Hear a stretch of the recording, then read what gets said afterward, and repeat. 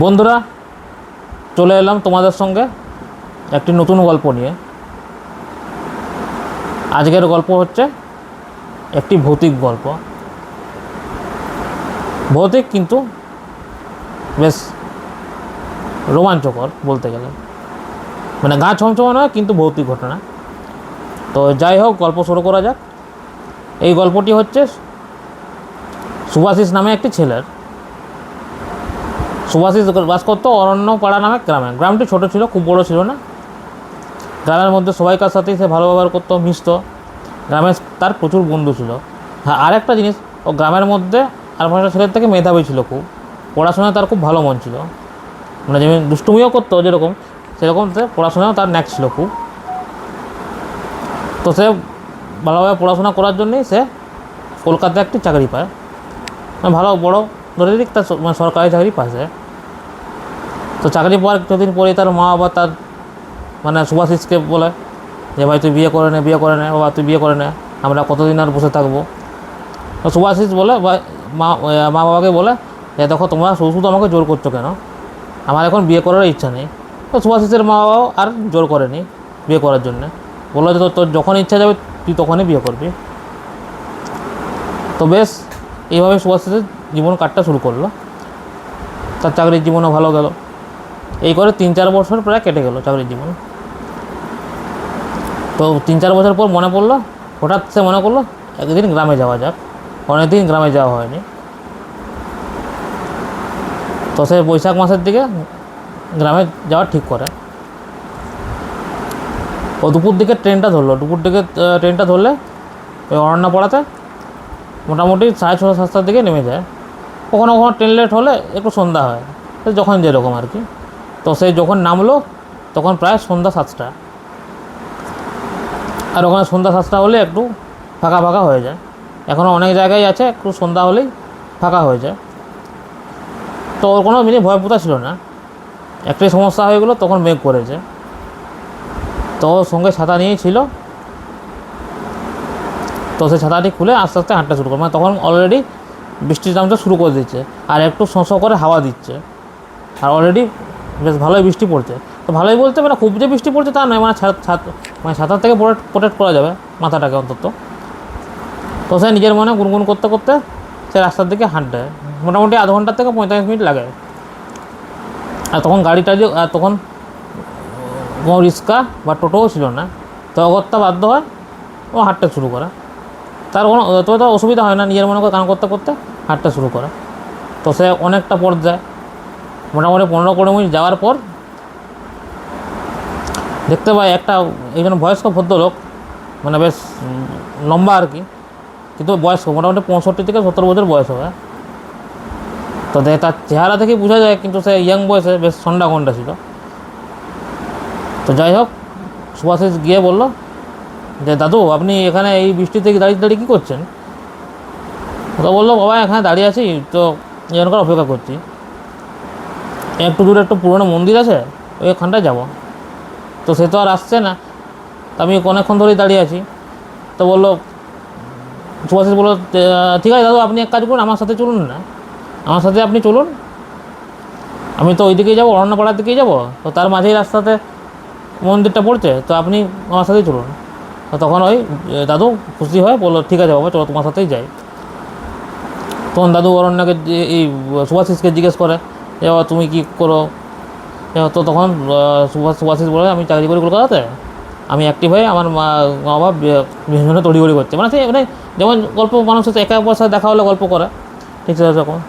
তারপর সুভাষিস বলে যে দাদু আপনার আপনার কয় ছেলে মেয়ে নাতিপুতি আছে কি না? তো দাদু বললো, দেখো বাবা, আমি তো একসময় সর্বস্ব দান জীবন উজাড় করে আমার ছেলেমেয়েকে করেছি, তো ছেলেমেয়েরা আমাকে ওর একটা বোঝ হিসাবেই দেখেছে, মানে বুঝতে পারছো সব ছেলেরা তো সমান নয়। তখন সুভাষিত বললো, সে তো আপনি ঠিকই বলেছেন দাদু, যে সবাই তো সমান হবে না, তো আপনি আপনার কর্তব্য করেছেন, ভগবান আপনাকে ভালো রাখুক দিন। তো তখন সুভাষিস মাথায় হাত বুলালো, এসে তুমি ঠিকই বলেছো বাবা, তুমিও ভালো থাকো বাবা। তো সুভাষিস হাসলো তখন। তো যেতে যেতে গল্প করতে করতে মোটামুটি 10-15 মিনিট পেরিয়ে গেল। 10-15 মিনিট পরে একটা বড় পুরনো মন্দির এলো, জঙ্গলের মাঝে মন্দিরটি আর কি। তো মন্দিরটা অনেকবারই দেখেছে যাও, তো মন্দিরটা বহুকাল পুরনো। মা বাবার কাছে শুনেছে মন্দিরটি প্রায় শোনা যায় নাকি 600 থেকে 700 বছরের পুরনো মন্দিরটি ভাঙাচোরা অবস্থায়, কিন্তু মোটামুটি একটা স্টিল অবস্থায় আছে আর কি। তো সে মন্দিরের ভেতর ওই দাদু চলে যায়। এবার তো দাদু বললো ঠিক আছে বাবা, তুমি সাবধানে যাও, সাবধানে যাও, সুভাষিসকে বললো। সুভাষিস তো বললো দাদু সাবধানে থাকবেন, আমি আসছি। সুভাষিস কিছুটা যাওয়ার পর একটা কথা মনে পড়ে গেল সুভাষিস দাদুকে বলবে বলে, যে আপনি কিছু খেয়েছেন কি না। তো সুভাষিসের কাছে কিছু ফল ছিল, আপনি কিছু খেয়েছেন কি না। সুভাষিস প্যাকেট থেকে ফলটা বার করে যেই মুহূর্তে পিছন দিকে তাকায়, পিছন দিকে তাকিয়ে দেখে কেউ নেই। হঠাৎ দেখছে ফাঁকা মন্দিরটা। তো সুভাষিস একটু গিয়ে দেখলো, মন্দিরের আশপাশটা গিয়ে দেখলো, কিন্তু কেউ তো নেই। তা এত বড় লোকটা কি উদাও হয়ে গেল হট করে। সুভাষিসের মনে একটু ভয় খটকা লাগলো, ভয় ঠিক লাগলো, কিন্তু একটু বেশ গা ছম টাইপের করলো। সুভাষিস তখন একটু ফলটি বেগে রেখে জোরে জোরে পা চালালো। তো পা চালিয়ে কোনোরকম করে কিছুক্ষণ পর সে ঘরে পৌঁছে যায়। তো ঘরে পৌঁছে গিয়ে হাত পা ধুয়ে, তার মা বাবা দেখে তো অবাক, ছেলে ঘরে এসছে, খাওয়া দাওয়া করলো, আরাম করলো। রাত্রিবেলা সেই ঘটনার ব্যাপারে কিছু বলেনি তার মা বাবাকে, কিন্তু রাত্রিবেলা সে চিন্তা করতে থাকলো যে ওই দাদু কোথায় গেল তাহলে।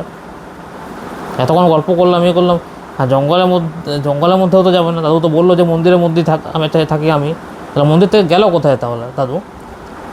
তো সুভাষিস পরের দিন সকালে তার মাকে জিজ্ঞেস করে যে মা, আমি একজন দাদুর সাথে দেখা হয়েছিল রাস্তায়।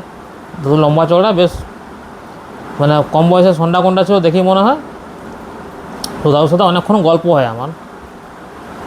দাদু তার জীবনের ইতিহাস বললো যে দাদু তার ছেলে মেয়েকে করেছে সব বছরতে, কিন্তু তার ছেলে মেয়ে দাদুকে ফেলে দিচ্ছে, ফেলে যাবে বোঝ হিসাবেই দেখেছে। তো তার মা বললো, সুভাষিসের মা বললো, ও স্যার তুইও ওই দাদুকে দেখেছিস তাহলে, যাক তুইও তাহলে দেখলি। তো সুভাষিস জিজ্ঞেস করলো তার মাকে যে ওই দাদুটা কে, উনি কে অ্যাকচুয়াল। তো সুভাষিসের মা তখন বললো, ওই দাদু ওই মন্দির বহু দিন আগেই, মোটামুটি আজ 20-25 বছর আগেই একজন ভদ্রলোককে ওখানে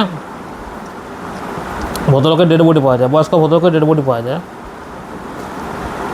পরে জানা যায় ওনার হার্ট অ্যাটাক হয়েছিল। তো কী জন্য হার্ট অ্যাটাক হয়েছিল সেটা তো জানা যায়নি। হয়তো তোকে যে গল্পটি বলেছে তার ছেলেমেয়েরা দেখেনি, ওই দুঃখে হয়তো কোনো কারণে হার্ট অ্যাটাকটা হয়েছে, হয়তো ওই গল্পটা হয়েছে। তো তুই যা কোনো ভয়ের কিছু নেই তোর। ওই দাদু সবাইকেই দেখা দেয়, যারা ওই রাস্তাতে যারাই গেছে তাদের মধ্যে ম্যাক্সিমাম লোকেই ওই দাদুকে দেখেছে। গ্রামের সবাই ওনাকে দাদু বলেই চেনে। দাদু কিন্তু মারা যাওয়ার পরেও দাদু কিন্তু কারোর ক্ষতি করেনি। দাদু সবাইকে সাহায্য করেছে, কেউ বিপদে পড়লে সাহায্য করে, বা যে কোনো সমস্যা হলে দাদুকে সাহায্য করে। আর যাওয়ার সময় দাদুকে প্রণাম করে যায়, ওই মন্দিরের কাছে হয় যে দাদু আমাদের সঙ্গে আছে। আর ওই মন্দিরের পিছনে একটা বড় ঝিল আছে, ওই ঝিলে যারা অনেকেই চান করতে যায়। আর চান করার সময় আসার সময় ফুল আর কিছু ফল, কেউ ফুল দেয় কেউ ফল দেয় ওই দাদুর নামে, যে দাদু এখনও আছে। দাদু কিন্তু কারো ক্ষতি করেনি, দাদু সবাইকার মনে আছে। তো তখন সুভাষিস মনে মনে দাদুকে প্রণাম করলো, যাকে দাদু তোমার সাথে আমারও দেখা হলো। তো তখন সুভাষিসের ভয়টি কাটলো যে সবাই যে অশুভ শক্তি হয় তা নয়, কিছু ভালো শক্তিও আছে। দাদুকে সুভাষিস মনে মনে প্রণাম করলো। তো বন্ধুরা, গল্পটি কেমন লাগলো কমেন্ট করে কিন্তু অবশ্যই জানাবে।